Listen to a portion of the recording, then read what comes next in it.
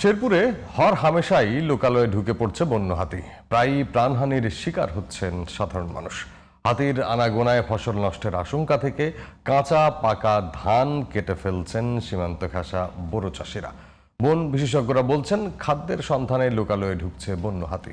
শেরপুর প্রতিনিধি মনিরুল ইসলাম মনিরের রিপোর্ট, জানাচ্ছেন সোহেল আহমদ।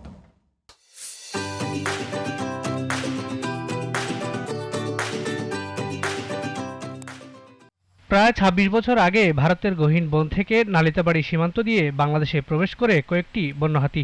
সময়ের ব্যবধানে হাতিগুলোর সংখ্যা বেড়ে দাঁড়িয়েছে ১৩০-এ। প্রায় ২১,০০০ একর বনভূমি থাকলেও চলতি বোরো মৌসুমে ধান পাকার সময় থেকেই খেতে হানা দিচ্ছে বন্য হাতির দল। অপরিপক্ক অবস্থাতেই বাধ্য হয়ে ধান কেটে নিচ্ছেন চাষিরা।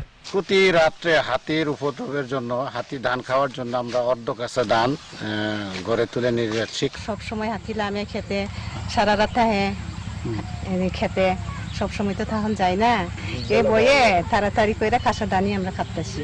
বোরো চাষিরা জানান, দিনে সমস্যা না থাকলেও রাতে ১৪০ টাকা লিটারে ডিজেল কিনে মশাল জেলে হাতি তাড়ানোর পর ধান কাটতে হচ্ছে তাদের।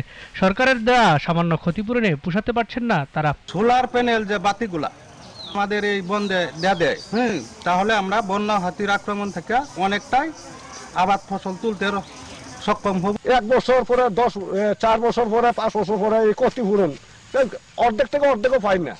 আজকে যেন পাবো আমি 20,000, এনে পাই আমরা 5,000। হাতির আক্রমণ ও আনাগোনা বন্ধে গহীন পাহাড়ে অভয়ারণ্যের মাধ্যমে ইকো ট্যুরিজমে কার্যকরী উদ্যোগ হতে পারে বলে জানান সাংবাদিক ও পরিবেশবাদী সংগঠনের নেতারা। এখানে বন্য হাতি এবং মানুষের যে দ্বন্দ্ব নিরসনে একটা ইকো ট্যুরিজম করা প্রয়োজন। এখানে ইকো ট্যুরিজম সিস্টেম করে, তাহলে দূর দূরান্ত থেকে লোকজন এই হাতি দেখার জন্য আসবে। যেসব জমি আছে একোয়ার করে নিলে তাইলে এটা একটা আপনার পর্যটন এলাকা হিসাবে গণ্য হবে।